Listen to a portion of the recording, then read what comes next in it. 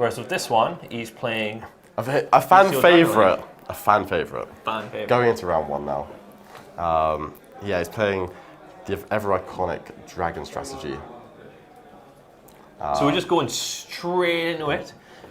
So we'll talk about the deck list as we go. So to make it clear, it is DragonLink versus Traptrix. So Gabe is playing the bestial cards, which is something that you haven't really seen in a while with the drop off of T elements. Bestials haven't really been as impactful as they previously were, because like Magnum generating so much advantage while interrupting your opponent was crazy good. Yeah, exactly. But now that the decks that you play either just don't have a graveyard or they don't have a any dark light or or dark. yeah. So I think he's just using them as a means to just extend his engine as opposed to just being disruptions. But they can act as disruptions against decks like Branded, so it's a bonus like that. Yeah, exactly. I personally, I find this Traptrix deck a really weird dynamic on the traditional control deck. I know exactly what you mean. Because you'd think Traptrix, trap hole, trap card set, but they don't.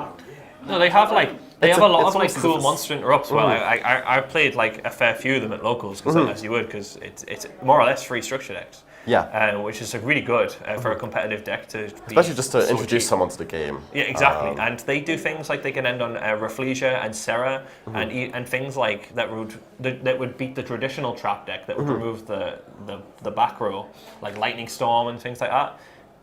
Aren't the end of the world, because they have things like Rafflesia or Time Thief Redoer that can still interact with your opponent, and they're really good disruptions as well. Rafflesia being able to send Floodgate Trap Hole that interrupts like the Kashtira play. Yeah, that's really, really strong. That can just make them just pass turn as well. Especially with the new Traptrix monster from the structure deck, which it's almost just protects all of your spell and traps from the hand. Yeah, that bonus as well. Having an in-engine way just to protect your back row as well. From like these crazy cards like Lightning Storm, Harpy's Feather Duster, Twin Twister, that might be ruining a day, let's say. What makes this deck extremely consistent as well, like any Traptrix card just goes straight into Serra, and if you combo it with another Traptrix card, for example, the Field Spell, which gives you an additional normal summon, it means you can also end on a rank 4 as well. This isn't something I do see that often. I haven't really seen somebody go into the rank 4 Traptrix. So I'll be interested to see what. So this one, I believe it adds a Traptrix monster from those hands. So here, he could be using it as a means to protect his back row. Exactly. I think he might be looking to grab Mantis to get the other one that protects your spell traps, and just further extending his field so he can get more interrupts that might not be these traditional spell traps. Does it have a disruption effect like Rafflesia? I believe so. I think it's very good into the Kashtira matchup. Like if a monster's owned by your opponent is sent to the graveyard or banished by a card effect, you can attach one of those monsters to this material. It's a decent disruption. Yeah. Gabe's deck is quite orientated around the graveyard. So it's kind of similar to a Rise Heart in that respect, right? And it looks like he's doing it as a means to just further extend, so it's just an extra monster on board on the field. Field. I'm going to keep saying field. we are just going to keep saying field, and every time I'm saying the wrong word, I'm going to get punched in the face. So he's going to make his Rafflesia here. So do you think? Would you prefer Rafflesia rather than Redoer in blind? I think I would have made Rafflesia first. Sure. You just don't risk losing to cards like Nibiru at that point.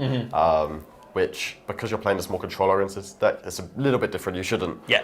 Because Rafflesia can negate Nibiru with Gravediggers. Yes, exactly. By sending that from deck to grave, which is pretty good. Yeah. So it means that the deck not only does something small but high impact, it also respects the high impact defensive cards as well. Yep. Gabe is playing Nibiru, so that is something that would have punished him if he did draw it. But he is playing a 60-card deck, so I guess he might have thought, whatever. Yeah. I'm quite looking forward to seeing how Gabriel's turn starts, because looking at his cards, you can have a combination of anything. Yeah, looking at his deck list here, there is a wide variety of just very, very strong spell cards in his deck. Looking down the list, there's only a couple that I would say are more meant to stay in the deck, let's say. Well, he didn't draw any defensive cards because he didn't interact with his opponent, so you're assuming that his hand's just all gas. Very strong start here with Small World. Well, that's anything in his deck. It could get literally anything.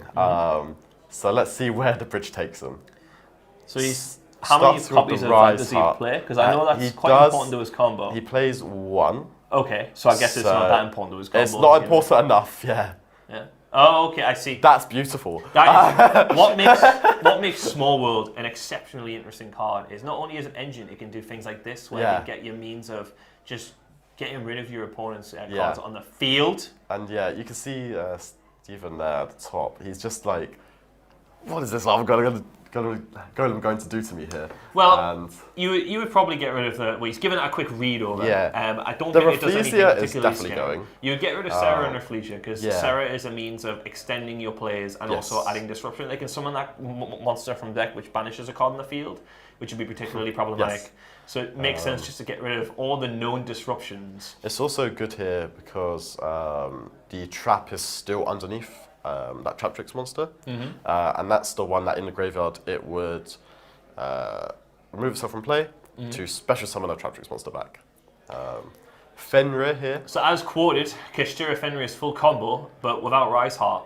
Yeah. I'm not sure. So that is really, really rough. I think he knew that was there because I think he searched it off Mamelio. So he would have used it as a means to bait it because that's obvious bait. Where if you special Fenrir, like the first thing you want to do is to get trap hold. And then sitting there, you can see Steven's eyes. His confusion over the boot sector. What is going on? I don't think I personally would have expected that. If No, that's definitely not. But when your opponent special summons Fenrir, it could be anything because Fenrir is a fairly splashable card. Yes, exactly. So, especially following a small world as well.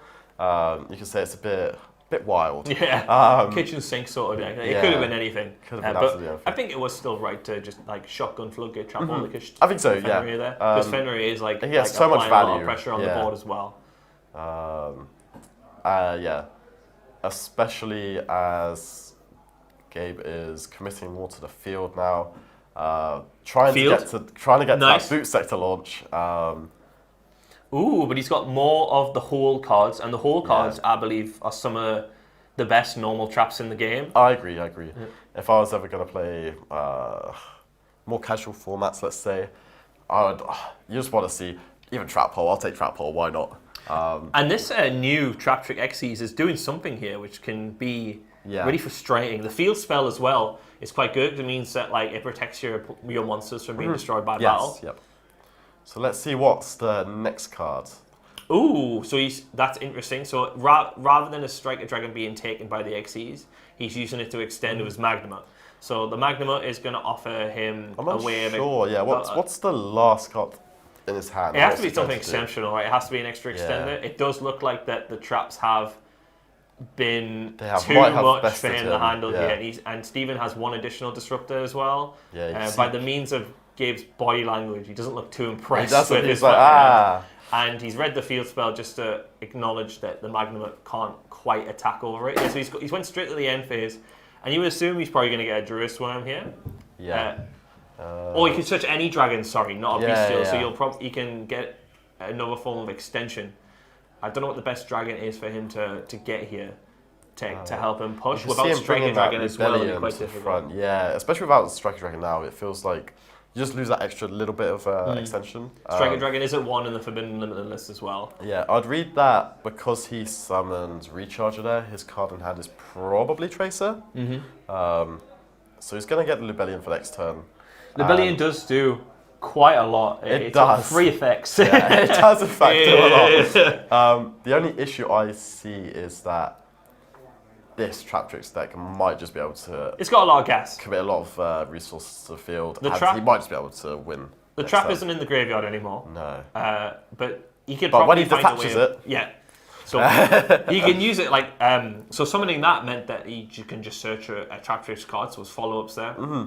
He has several different ways of playing this out. Like Mamelio could get him like... If he thinks the turn's going to go on for a bit longer, he can use Mamelio to get another resource, another defensive card. Yep. He can go into Dianeers, if that's how you pronounce it. To summon a monster from the graveyard as well. And so he can just do a lot here, which can... And I don't think, since Gabe didn't get a disruptor with the Magnum, I think he's just accepting his fate more or less. I think he's just trying to see. Gabe has accepted his fate here, and the winner of the previous UK Open is finding it quite difficult. 3 Structured X and the squad is beating his 60-card pile. Yeah, we'll see how it goes as we enter game number 2 shortly. Traptrix leading 1-0. Yeah. Post side though is where these decks tend to struggle. Yes. If we look at Gabe's side deck, he does have a decent amount of removal in 3 evenly matched and 1 Heartbeat Silver Duster. Only 4.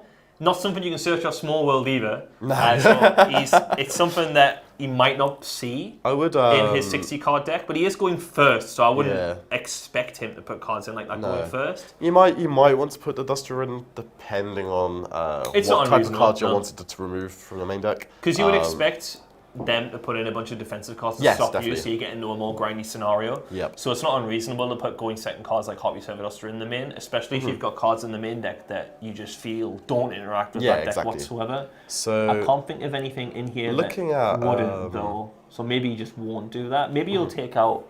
Does he play Infinite Impermanence? He doesn't. He does not. No. Imperm is probably one of the first things I normally take out against Traptrix, since it's not. Pretty terrible for the most part. And just put in more defensive cards. I'd probably put in Nibiru I normally wouldn't put Nibiru in against Traptrix, but the way Steven played was very ignorant of Nibiru. Yes, agreed. Yeah. So it is something that he considered to put the third copy of Nibiru in the main deck. Yep. Steven's plan though. Yeah, look at what do you think he would do? Well, first of all, I kind of like it. He's playing Lord of the Heavenly Prison as well in the main deck. Okay. Which we may not normally see, but I actually quite because you're locked like into that. Traptrix lock you or something, right? I don't know if that lock applies on your opponent's turn, but for sure. With Lord of the Heavy Prison, it just gives you that like little bit of extra oomph on your follow-up turn, just to guarantee that. One spell though, that's one spell. That's the field spell. That's correct. Just the field spell. Yeah, that's all you need. That's all you need. You normally see this deck at its best when it's playing a pot of prosperity to dig into your deck like 6 copies. I've noticed a lot of the trap decks as well. I've just straight up just threw a main deck evenly matched in there. Yeah. To help it go in second. Don't disagree with it. Me neither, no. You just need those extra cards going second. Like I think evenly matched is across the board. It's something you'll see in a lot of these main decks, just because how it clears the field against Kashtira if they're doing it for that massive combo. Yeah. And the added variance that evenly match adds as well. Like if you do draw it and you are going second against a matchup, like that can just steal a game that you otherwise might have lost. Yes, exactly. If you can't beat the field with your engine. Yeah. So we're going to get started here. It looks like they're just finishing off, Yep. cutting up the decks, and we're about to get started. I would assume Gabe would go first since he's playing a combo oriented. I believe he will be. Deck. And then on Steven's side for hand traps and disruption during his opponent's turn, there's Ash Blossom Joy Spring, Nibiru, and Infinite Impermanence, and that's all even post side. So, but you think this deck is quite good and resilient in those sort of defensive cards, and they're not really particularly powerful ones either. Like they're not cards like Nibiru where like if you see that you just cry. Yeah. Whereas like Ash Blossom, like an Ash Blossom at this point would just feel extremely underwhelming. Agreed. And you would have like several different sort of means of pushing after this. Yeah. So Fenrir in this deck, as I've discussed with Gabe, full combo. Full combo. And if this does resolve, I guarantee it's going to be the funniest combo we see throughout this entire event. This field is going to be very cool to see. It is. It's. I remember I didn't get to see the combo because at this point I thought you couldn't do the combo. I thought it locked you into XYZs. That was me being silly. You don't actually have to special the Rise Heart. You can normal it. And its effect, the banished from deck, doesn't lock you into XYZ monsters. So you are free to do whatever on earth you want. So let's not spoil the rest of the combo though. Let the viewers just watch this. It is Gabe extremely is having cool. a little think there. He's trying to decide. He wants to respect everything. Which is reasonable. There is an Ash Blossom in Steven's hand as well. There also looks like there's 2 Parallel Exceed. So looks like he is respecting the combo here, or the hand traps. Okay. So I haven't seen this iteration of the combo. I've Neither barely seen have the first one. So maybe he is just... I don't know the deck well enough to think if he's getting in his own head. I think Gabe is a good enough player to respect things like that. And that was probably part of the plan. He probably has a Bestial to help him extend. He does. He's using Sarnia to banish Recharger to summon. So he can then probably just go straight into Romulus without having to do the added fluff. It depends what he wants to do here. Does he want to go for Romulus? Or does he want to go for the ever-powerful Jurassic Seal Pass? So...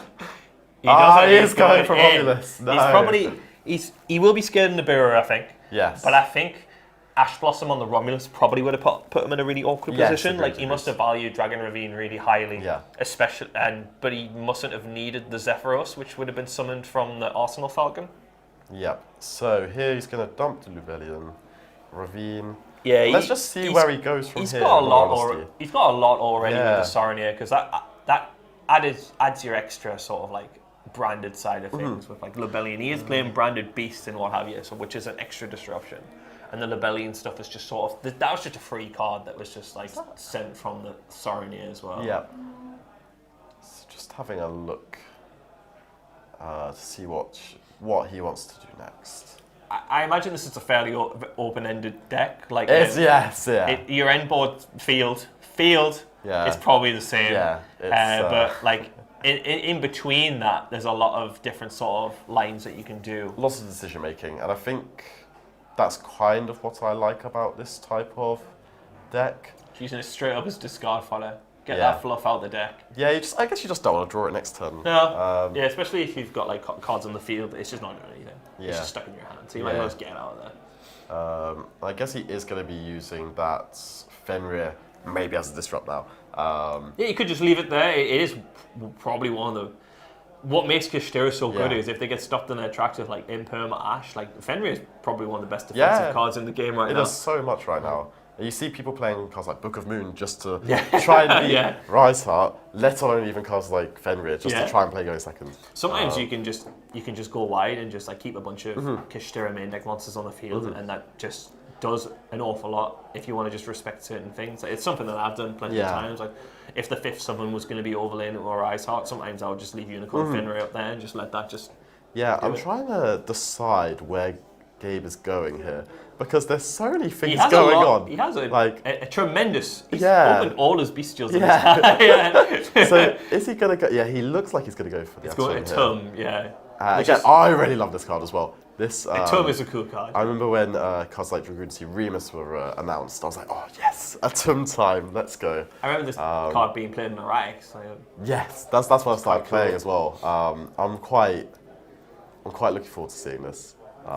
So what can he get here? There's so many cards. I do enjoy seeing like cool combos like this, especially when like they're in like an undefined format and it's your attempt to like because sometimes you need the confirmation of like another good player like to show that something's good, but he has the confidence just to go whatever. I'm confident in my own ability. I can do it. I'm gonna play a big event. I'll be the master. Yes, I will be the king. So, but it is looking all right. I don't think Steven has any forms of disruption. So in my head, at least here, he's got Fenrir and he's got Seal. That's good enough for me. Yes. Seal is also probably one of the best disruption cards we've ever had. Yeah. And it's just follow up as well. It can sometimes summon things like Kakimura Draco from the deck if he is doing that. Is he? I don't think he is, but it is an option that you can do to make sure your opponent can't play the game. What would be his game plan with Seal? Like, what would he summon? I think you would either traditionally go for maybe a Bestior.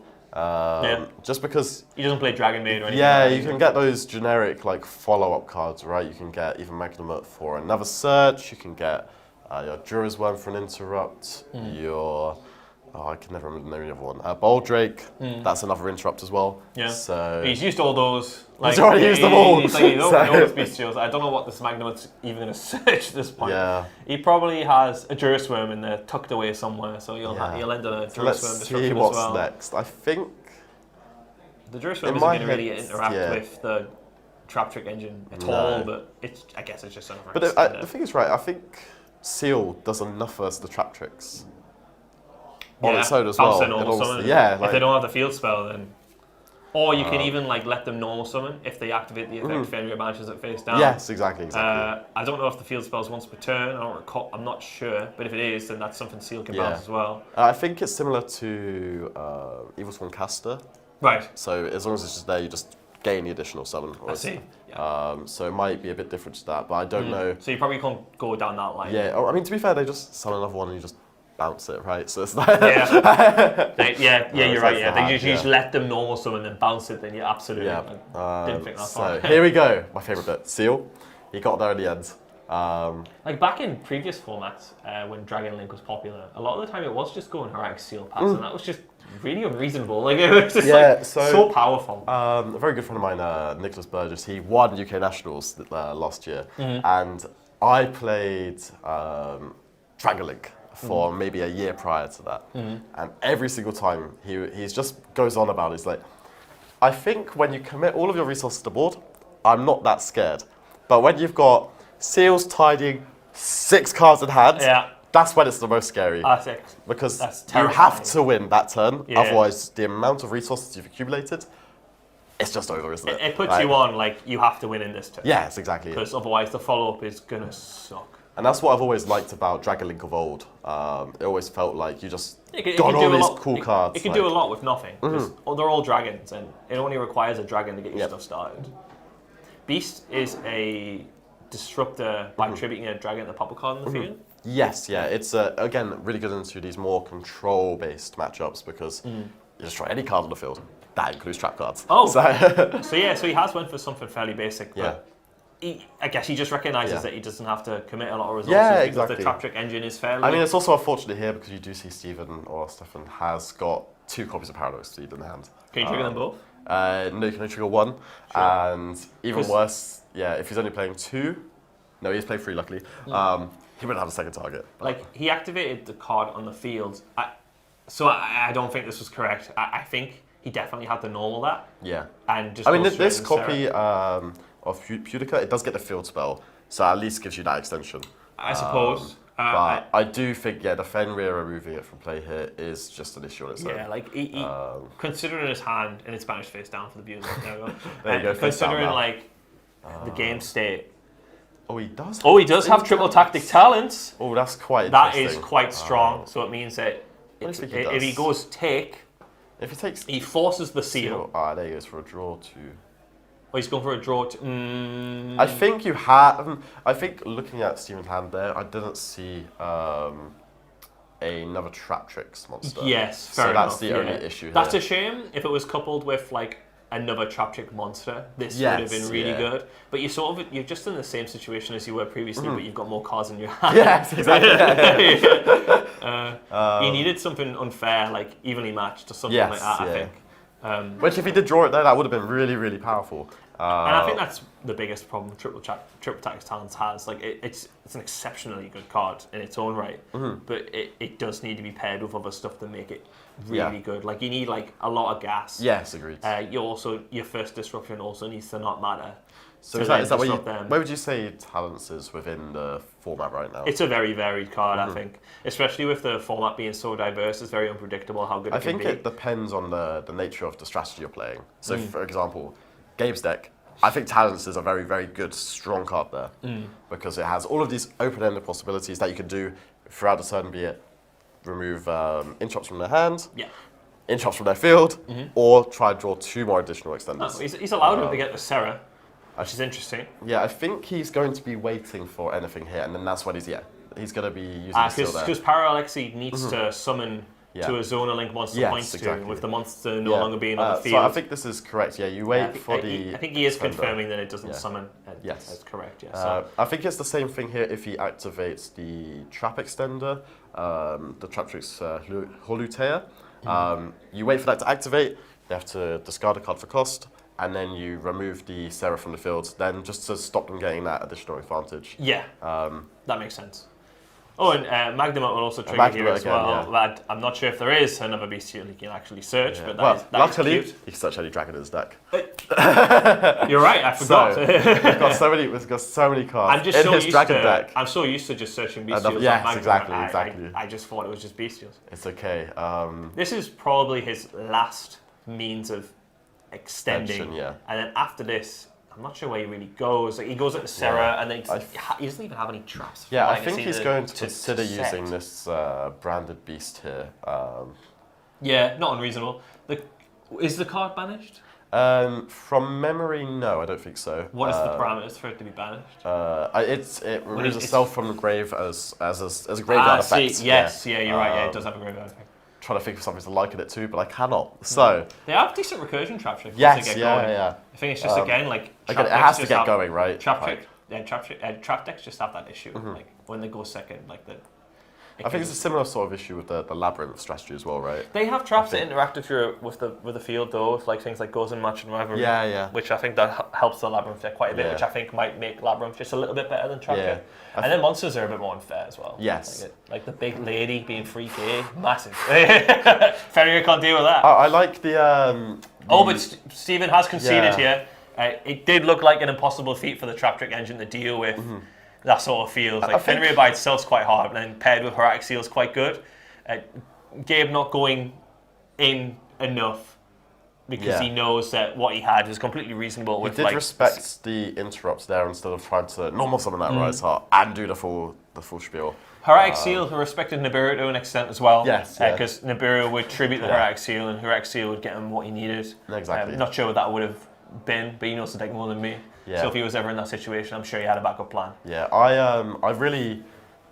one deck we didn't talk too much about is this DragonLink deck. It is something that I do want to have a look into, have a little peek. Oh, it looks cool. Because maybe not as combo oriented as this strategy, but I want to play something more control. I want to summon that seal. I want to have that branded beast. I've noticed DragonLink is doing it best when it doesn't go for the wombo combo sort of stuff with Boral Savage and stuff. Yeah. Like Sealed Pass is normally stressful. As we're talking about with this Rise Heart Pass, it's a very similar take on it. It's you minimal, keep everything for next turn, and you just remove them. I think the 60 card strategy might be more for just banter. Yes.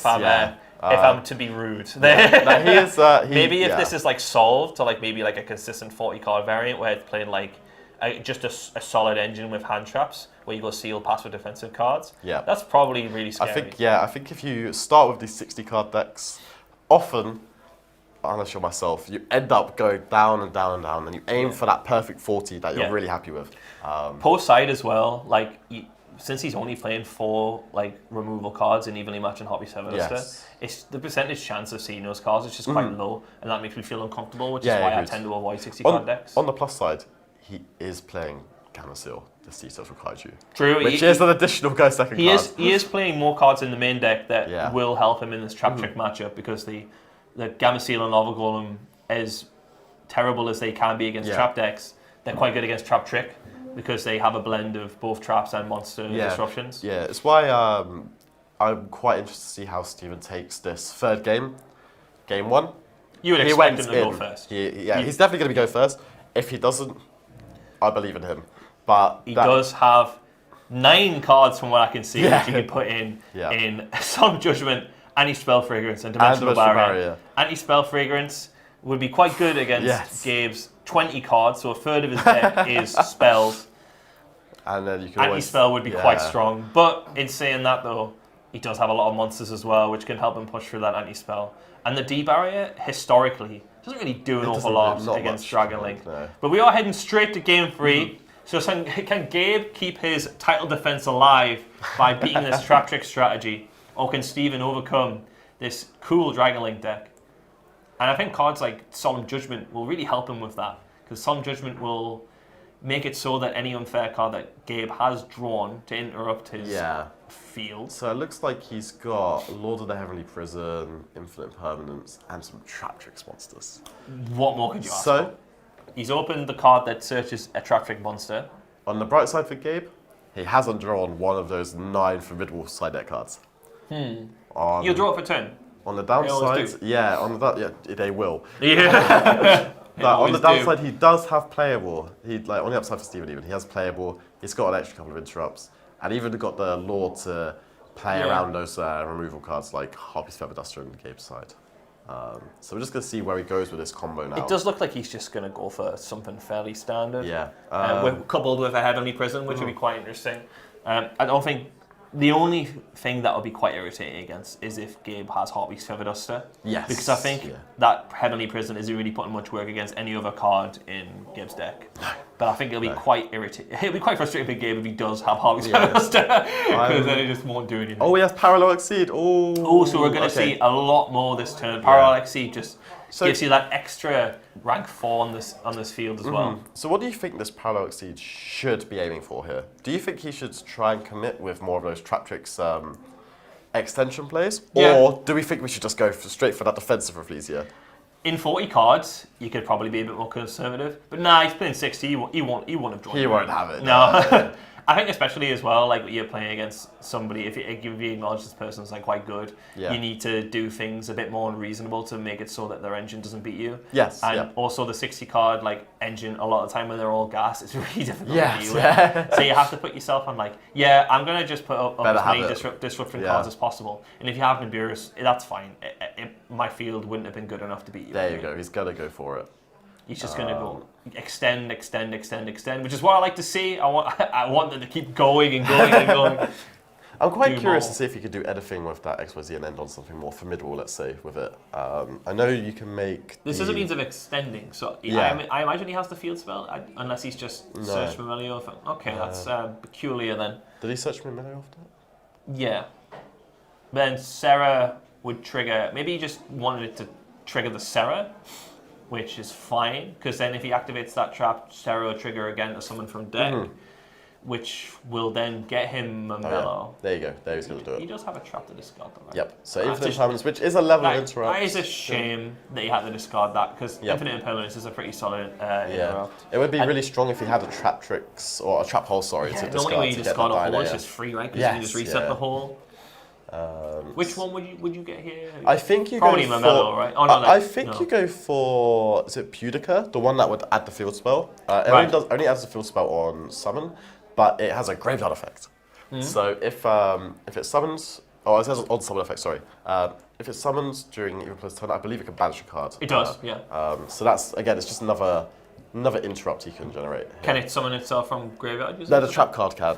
So the trap cards, so, I see the synergy now. Very good. He's gone for Baguska. Okay. Plan B. Is that? I can't imagine that's extremely strong against a DragonLink deck. Yeah, I wouldn't say so. I think the Rafflesia was actually more terrifying. Yes. Than the terribly tied Rafflesia is it's difficult to predict because there's so many hole cards and you've got to respect them all. And he doesn't have any traps at all, so his Heavenly Presence doesn't really do anything. Which that means his Sarah isn't really getting too much advantage either. Yeah, I think the better play would have been to just make Baguska set the imperm. Yeah. And I think that would have been like extremely reading more from valuable. Gabe's body language here as well, he sped up. So, traditionally that means whenever you see a player speed up, that traditionally means that they know what they're doing. They've figured out the goo. Yes. And like he's Gabe seeing it. Steven not set a single trap card only means one thing.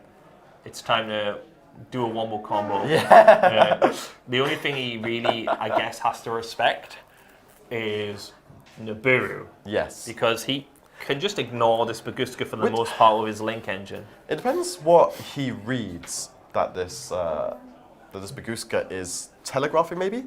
How do we say that? So the Baguska could telegraph maybe that he has more hand traps, more of those types of cards, or he just doesn't want to commit the Rafflesia resource. Or maybe he's just, again, he saw the Fenrir's and he just didn't want to play into that, maybe. Yeah, maybe the Fenrir he thought was just quite scary. A little bit spooky. Yeah, I think a more conservative play would have just been better. Setting the imperm and making Baguska. He doesn't even have to make Baguska. You could probably make like Rafflesia, and I think that would have been significantly more scary. Especially here, as you're just gonna watch Gabe just climb and climb. Does he play like Unicorn maybe? No. Does he even need to get rid of the Baguska? Does he I guess not. No. I'm just thinking, how is he going to put enough attack position monsters to clear out this game? If you know what I mean. The only card in his extra deck that he would really that he would care about is a ton. I think everything else is a Link monster. Yeah. So I don't think he needs any of his monster effects in his main deck on the field. Yeah. So I think this Baguska's just gonna do nothing. Yeah. Let's see how it goes. I mean, but that does happen though. Like Steven is probably just unaware of how this deck works, and especially if you see a Fenrir, like you just assume that Baguska's good against Kashtira. So maybe it's good against this deck, and unfortunately his read was just incorrect. But that does happen when you play in a deck that you're not sure how it works. Gabe make Pisty here, and then I think he'll end up going for the Triple Burst Dragon. I think the line here is make Borderland Dragon, clears it all.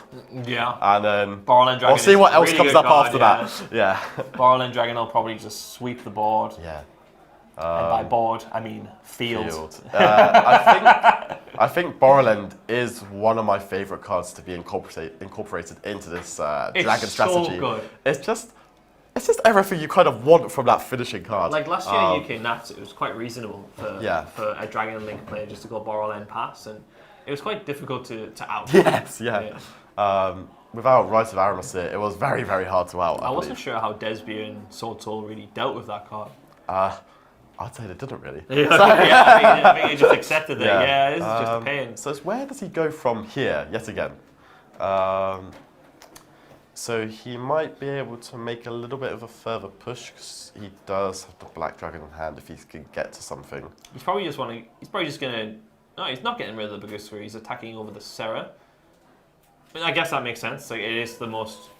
Well, post this turn, it is the most stressful card. Yep. He might be thinking of time as well. He's probably just attacking the Serra just for damage. Yeah. It's completely reasonable. It can also have multiple attacks, which is something that just dawned on me right this second. Yeah. And he's also put him in a position where it's just like, okay, his follow-up, he has to put that Bagustra in attack mode, so that means all my stuff's just going to be online. Yeah. And I think he's also just understanding that. How does he out it? Yeah, true. That's.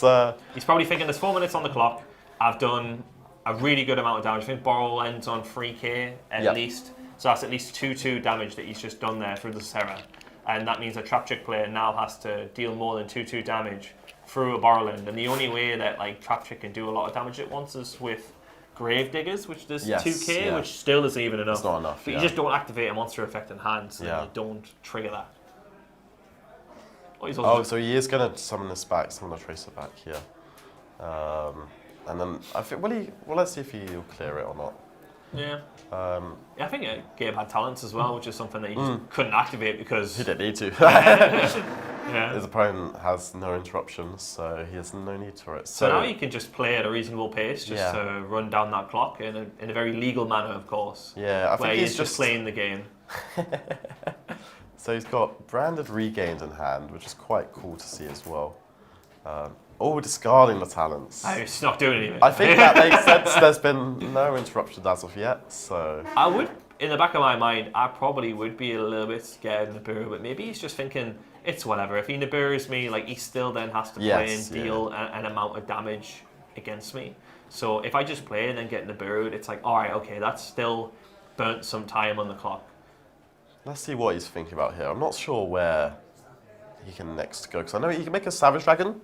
With the Black Dragon Clapser. With a Bagustra on the field, that's probably not the... Yeah. It's probably not the ideal thing to do. Yeah. Well, I think... Yeah, true, does say. I think he's going for it, though. I swear to God, if he goes to Boral Savage and then he goes to effect, well, the Bagustra... that is actually a thing. It does permanently negate the effects, I believe. Borderlands. Oh, you can get the effect of Bagustra. Yeah, okay, so then. I do think it permanently negates the effect. That's me being an update. So that's fine then. So this is a completely exceptional, reasonable play. Do you know if maintenance costs still activate for monster effects been negated? Well, I think it would, right? Yeah. I would say so as well. No, I'm not a judge. I'm not a judge either, I would assume that because the effect, it would attempt to activate regardless of it being negated.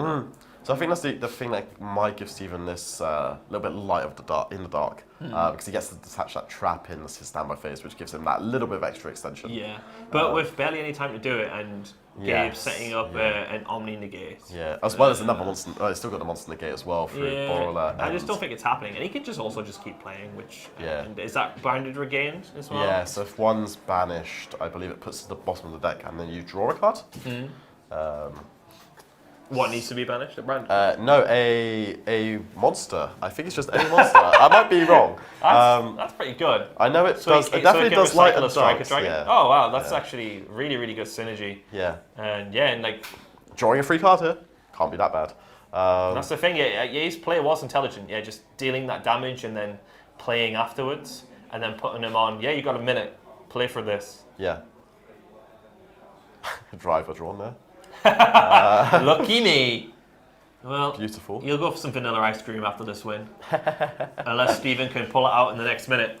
Yep. I really have no idea. No, that's the concession there. And Gabe, shaky start game one, he's brought it back with his really cool DragonLink deck and beaten the Traptrix strategy 2-1. He's won round one, and this puts him in a really good spot to retain his UK Open title. And yeah, unfortunately, we didn't get to see his full combo. Full combo. But maybe we'll see it later in the day. Yeah, maybe. We'll see how his deck performs. And yeah, I'm really interested to see it.